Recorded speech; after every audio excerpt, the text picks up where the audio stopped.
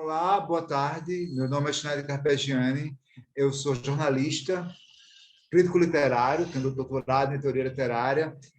Atualmente moro no Recife e atualmente sou editor do Suplemento Pernambuco. Enquanto a gente vai gravar esse depoimento, provavelmente a gente vai ouvir vários sons de ambulância passando, porque a gente está gravando esse depoimento no dia 11 de junho de 2021, e Pernambuco está passando por um dos auges de números de pessoas infectadas com Covid-19. Então, a gente vai ter sempre essa interferência nesse momento que a gente está vivendo, meio de guerra.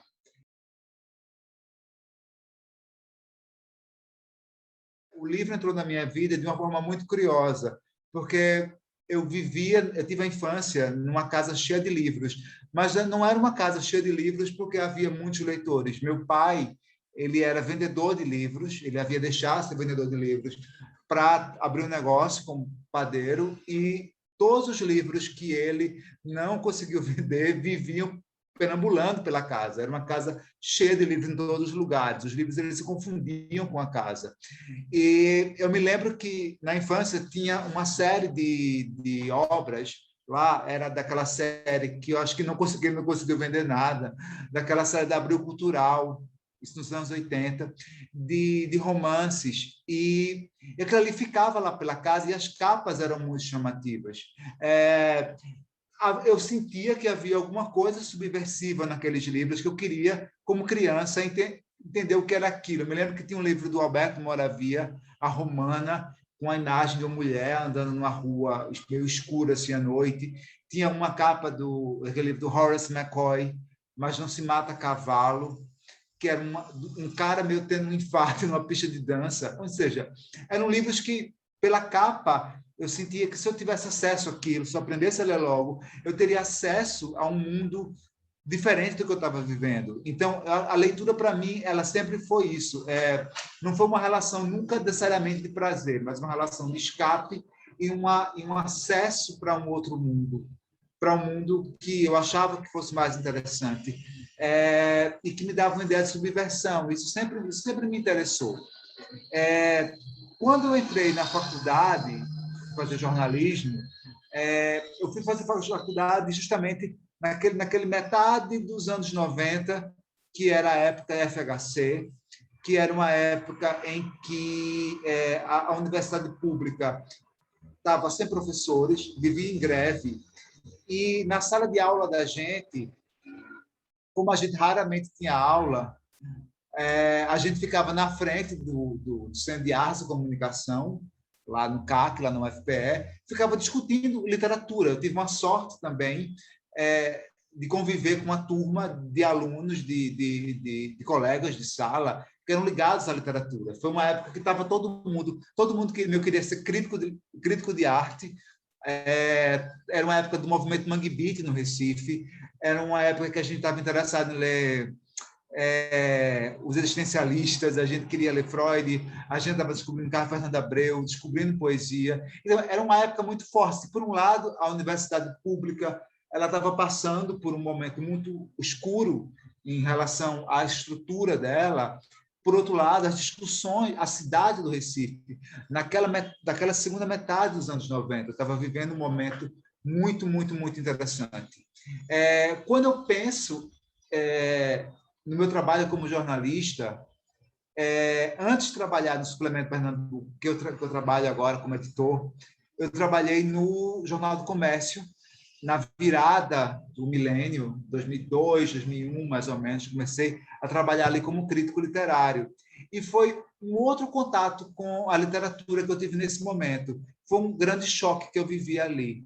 Por que aconteceu naquele momento? Eu acho que eu entrei no jornalismo, eu acho que eu fui das últimas seleções de jornalismo, eu digo assim, nos últimos dias da disco do jornalismo, que foi aquele período em que o jornalismo, o jornal impresso, ele tinha uma voz única, ele tinha um poder muito grande. Você está numa redação do jornal era muito significativo. Você fazer parte de uma redação de um caderno de cultura lhe dava naquele período 2003, 2004, 2005, dava a você uma aura, você faz parte de um grupo, O jornal tinha um poder muito grande, todo mundo lia o jornal, né? As pessoas iam atrás de um crítico. Isso se falava muito já na decadência das redações, mas eu ainda peguei esse último suspiro do jornalismo. E foi muito curioso, porque nesse período de trabalhando em jornal, foi quando eu entendi o que eu não queria para mim. E também que eu entendi a relação de literatura que eu não achava interessante. Foi quando eu compreendi, trabalhando em jornal, que, além da literatura ser o que sempre foi para mim um elemento subversivo, um elemento de mudança, um elemento de levar você para um outro lugar, também era um instrumento de poder. Era curioso como todo mundo que tinha algum poder no Recife, tinha algum poder na cidade, era amigo do dono do jornal e estava lançando um livro. Era impressionante. Toda semana a gente tem que fazer um monte de matérias com algum amigo do dono do jornal que estava lançando um livro. Isso me fez pensar, opa, literatura, isso não tem a ver com a literatura, isso tem a ver com outra coisa. Foi quando eu comecei a entender, na verdade, esses jogos de poder que o universo do livro, que o instrumento do livro ele carrega. Eu me lembro também que em 2004, 2005, mais ou menos, que foi um período em que começou a ter grandes eventos de literatura no Brasil, começou a ter Felipe, se ia para as bienais de São Paulo, Rio de Janeiro, em que começou a ter, talvez, os prêmios literários. Era curioso, porque naquele momento, da mesma forma que eu estava no jornal, que naquele circuito do Recife, ele dava uma projeção, quando a gente saía do Recife, era engraçado, porque se você era um jornalista, falava de literatura e chegava em São Paulo, Rio de Janeiro e tal, eles sempre olhavam a ambulância passando.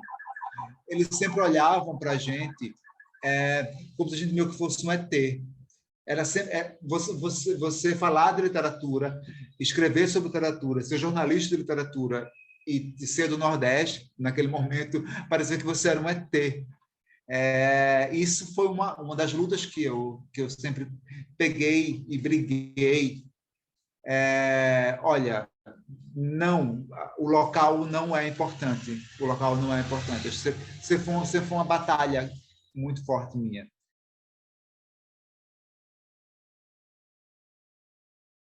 2012, 2013, eu comecei a trabalhar no suplemento Pernambuco, que era o suplemento do Diário Oficial do Estado de Pernambuco, bancado pelo governo do Estado, trabalhando com Raimundo Carreiro, ele era o editor na época, e eu comecei a trabalhar com ele ali. Era um outro momento do jornal, era um momento completamente diferente do que era hoje. Mas o que tinha em comum com o Pernambuco de hoje, daquela época, era uma liberdade muito grande. A gente era muito livre para pensar as pautas, para a discussão. A gente era sempre muito livre. Eu me lembro que uma das poucas, não vou dizer censura, mas uma das poucas recriminações que eu tive de chefia por conta de uma pauta, foi engraçado, foi por conta de um poema da Angélica Freitas, que eu quis publicar. Ela, na época, estava lançando o Útero do Tamanho de um Punho, e era daqueles poemas dela que era meio que feito como se fosse a partir de frases do Google. A mulher quer isso, a mulher quer se matar, a mulher quer um amante, uma coisa dessa. Eu me lembro que a gente publicou aquilo ali, e eu recebi uma recriminação do conselho editorial da editora, dizendo, olha, isso aqui não é poesia. Na hora que eu li isso, eu pensei, estou certo, isso é poesia. Isso foi muito interessante, porque eu sempre passei a trabalhar lá, tirando esse momento, sempre teve uma liberdade muito grande editorial.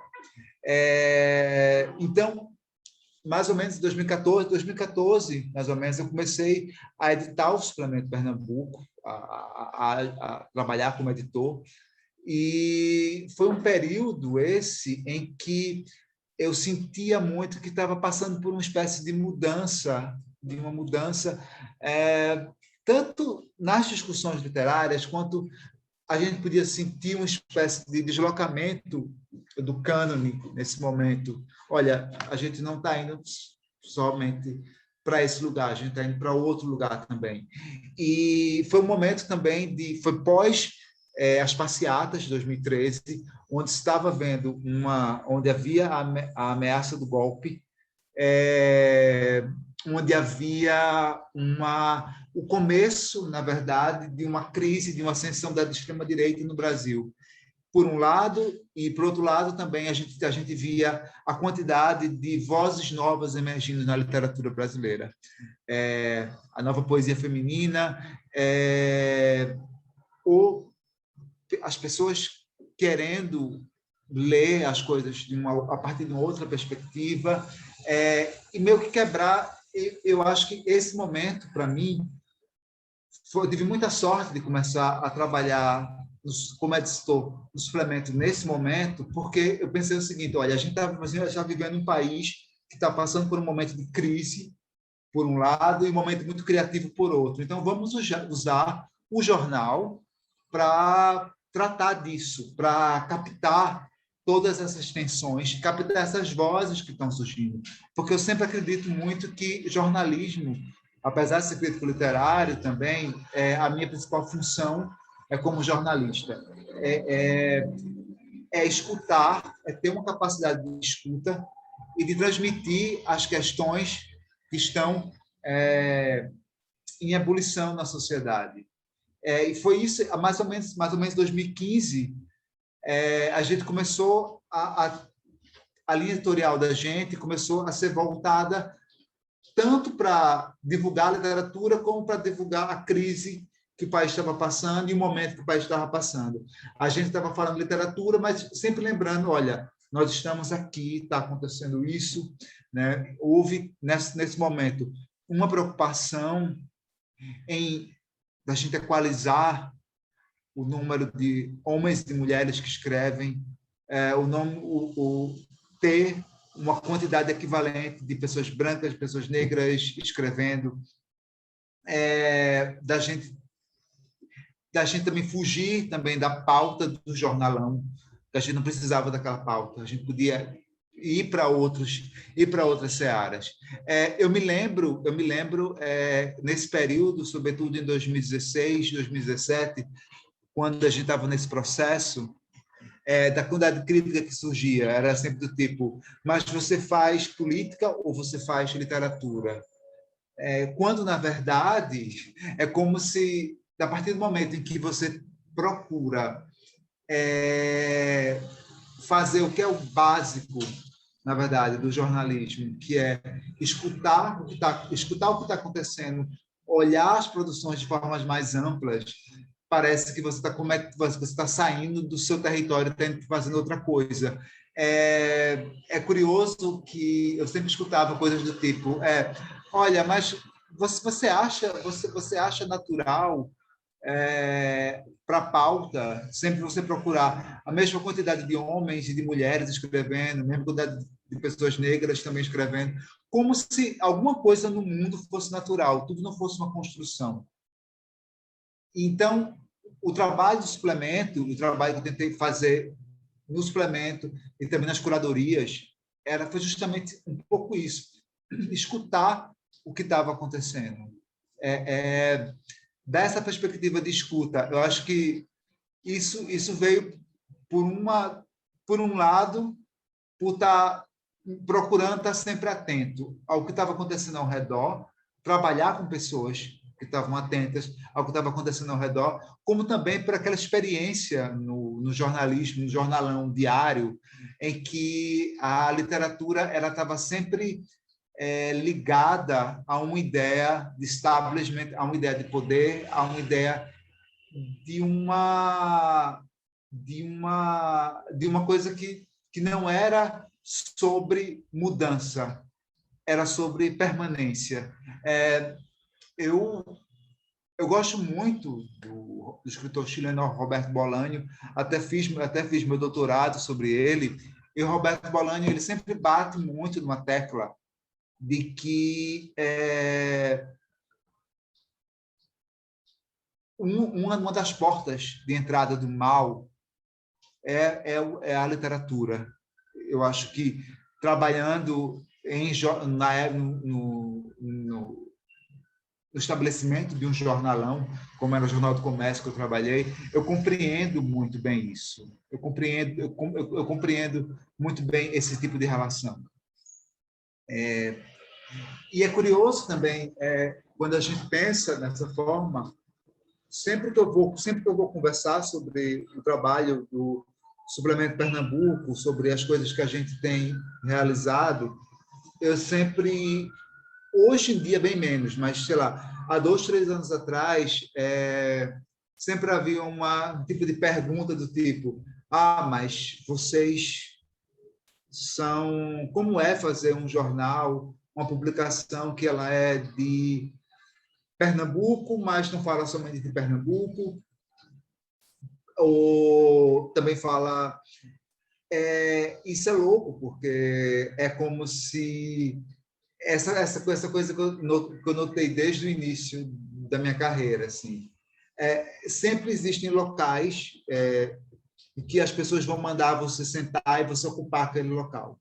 Você ocupa aquilo se você quiser ocupar, mas se você for de Pernambuco, você tem que agir de determinada forma, se você for homem, você tem que agir de determinada forma, se você for mulher, se você for negro e tal, e tal, e tal. E é muito interessante essa coisa, né, de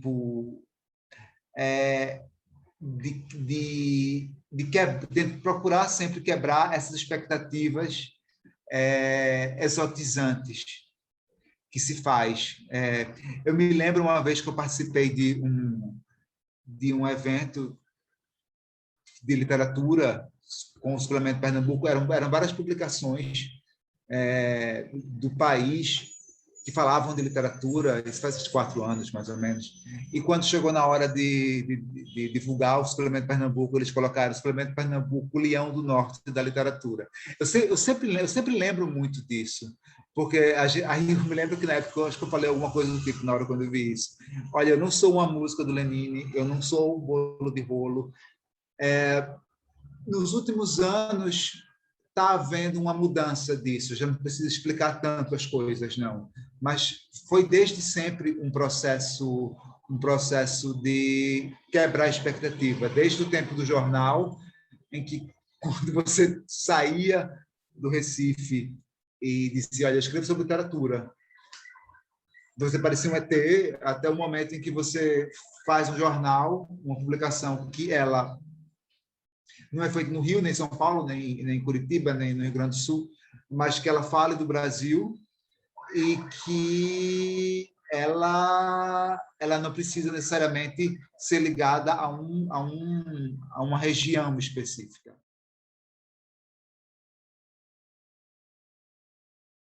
Eu estava lembrando agora de algumas histórias do suplemento Pernambuco mais recentes, assim, dessa questão do aprendizado que a gente está tendo. O quanto editar um jornal de literatura ele mudou de 6 anos para 3, 4 anos para cá. O quanto é uma experiência que exige da gente uma escuta cada vez maior. Eu fiquei lembrando, por exemplo, há uns 3 anos mais ou menos, eu tinha feito, a gente tinha publicado uma resenha no jornal sobre aquela poeta Adrienne Rich. E a resenha era, eu li, eu conhecia pouco o trabalho dela, conhecia pouco o trabalho da Adrienne Rich. E eu editei a matéria, era uma matéria muito bem escrita e tal. O texto não havia problemas. Mas aí, eu me lembro que eu comecei, logo que a matéria foi editada, saiu, eu me lembro que a gente começou a receber reclamações de leitoras, de leitoras dizendo que, olha, essa matéria aqui, esse texto aqui, ele não atenta para o fato de Adrienne Rich ela ser uma autora, dela ser negra, dela ser poeta, dela ser lésbica, e o quanto isso é importante para a literatura dela. Isso eu fiquei pensando muito.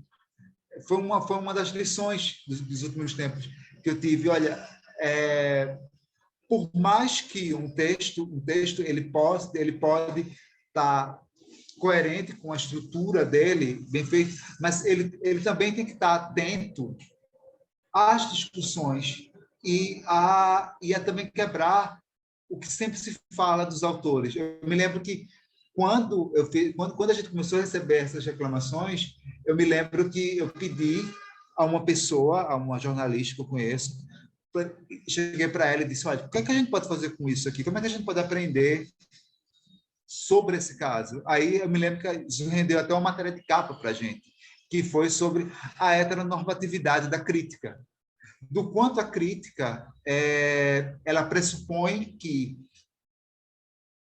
todos os autores eles são brancos e heterossexuais. E o quanto, na verdade, eu acho que o trabalho do editor também, nesse momento, e quem trabalha com cultura, é de pensar, olha, nem todos não nem todos são brancos heterossexuais ou moram no Sudeste ou nos Estados Unidos, assim, tipo, olhar, é sempre procurar quebrar esses estereótipos. E a gente está aprendendo com o tempo isso. Eu me lembro, a questão do estereótipo foi engraçado, porque também nessa mesma época, eu dei uma entrevista e alguém perguntou para mim: olha, como é você fazer um jornal de literatura que fala do Brasil e tal, estando no Recife? Aí eu disse: olha, existe acho que vocês têm uma revista chamada Piauí aqui no Brasil, né? E vocês não esperam que a Piauí sempre fale sobre Teresina. Então, assim, mas é isso, assim, é esse tipo de exotização que a gente tem todo dia quebrar. A gente em relação a gente em relação ao produto que a gente está levando para os leitores. Essa semana eu tava olhando a capa do suplemento Pernambuco de junho e eu olhei aquilo ali e percebi uma coisa. Há um ano a gente trabalha remotamente por conta da pandemia. Eu olhei a capa e tinha as duas chamadas da capa eram: em cima tinha a principal, estamos sendo atacados, e embaixo tinha uma escrito botão vermelho. Eu disse: esse é o tipo de relação com o livro, relação com a literatura, em relação com o jornalismo que me interessa. Sempre lembrar para as pessoas que a gente está sendo atacado e lembrar em que momento histórico a gente está e o quanto as coisas elas não são naturais, tudo é uma construção. E a gente tem, se existe uma coisa que ela não está necessariamente no lugar, a gente tem que quebrar e construir de novo. E a literatura que me interessa, ela passa por isso. Ela passa por esse tipo de coisa.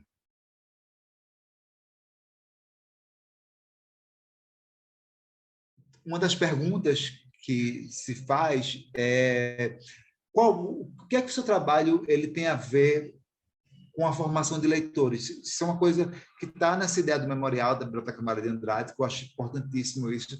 É uma coisa que o meu trabalho sempre se coloca o tempo todo, né?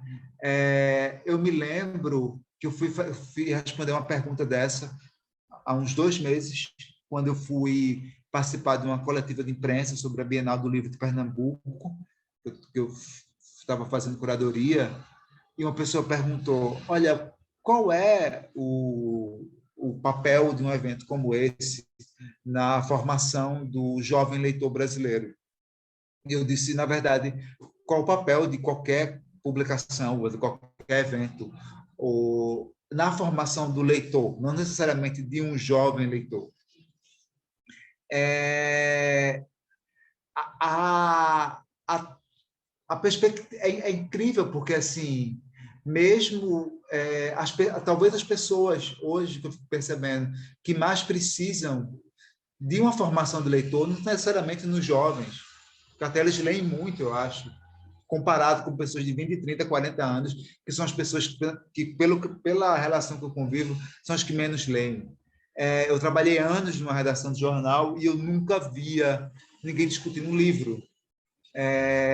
Eu sempre ficava pensando assim, quando a gente escreve sobre literatura, as pessoas sempre vinham, mas como é que você consegue tempo para isso?